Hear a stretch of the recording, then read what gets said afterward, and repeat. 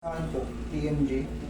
Kasi 1 week na siya simula nung nagbakasyon kami sa Bicol. Tapos yun, parang hindi ko alam, biglang nagkaroon ako ng ganito. Pero hindi mo ako nagkaganito. Tapos ang ginagamot ko lang is pain reliever.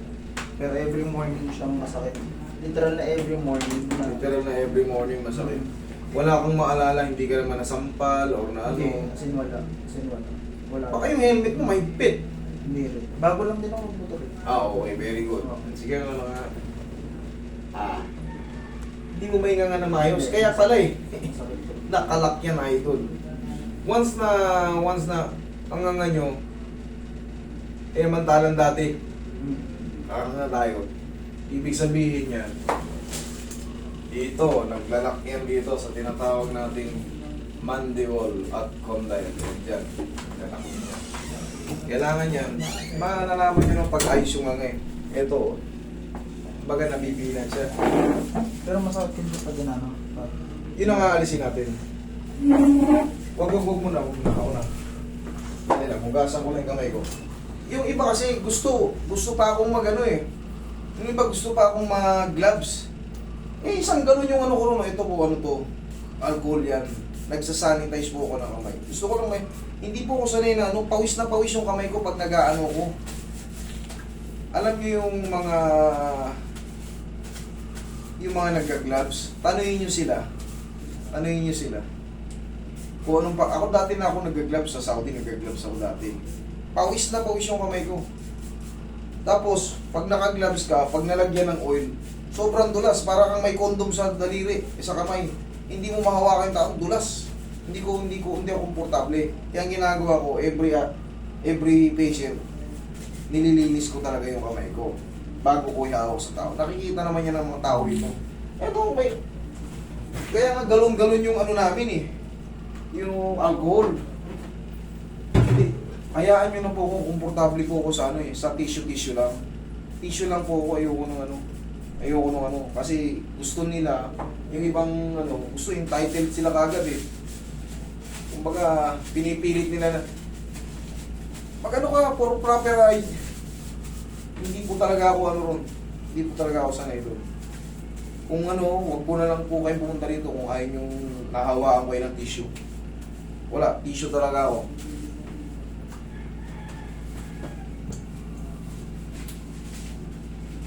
Idol, Kasi first time ko lang. masasaktan ka lang ng konti para ka lang nakipag-break sa jowa mo.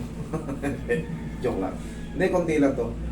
Kasi pagka hindi mo to pinaayos, mananati. Paano ka makakain ng burger yan eh? Inga nga. Oh, yun yan. Hindi ka makakain ng burger. Mm. Oo, sige. Inga nga. Sara. Makala. Inga nga. Sara. Totoo ba? Hindi ko tinatodo eh. Hindi. Yung kaya mo lang. Kasi yun lang naman ang kaya mo eh. Oh, Sige, yun. nga nga. Ayan lang. Kinakapa ko lang kung saan yung mas nakalubog. Nga nga. Sara. Okay, alam ko na. Ito ang nakalubog. Ito nga. Nakabaon siya. Mm. Okay, sige nga ulit. Dandan Sara. Sige nga ulit.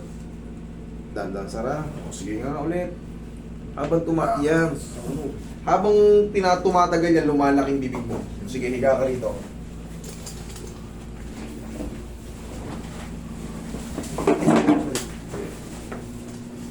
Huwag ka lang matakot. Nakabahan ako sa kasi. Hindi, tapos na. Konti na lang to. Nga.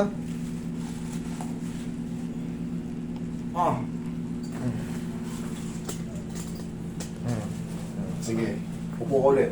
Ito, sasari tayo. Yung iba naman, hati-hati yung eh. Yung iba, hati-hati yung eh. Yung iba raw, yung nandidiri. Iba, hindi ako nandidiri. Sabi nila, hindi, takot lang yun, kaya kaya ayaw mahawakan yung laway. Sa akin, hindi ako nandidiri sa inyo kasi ini-spray naman natin ang yan. Yun ang iba, hati yung komentary, pero may talaga nagko-comment talaga.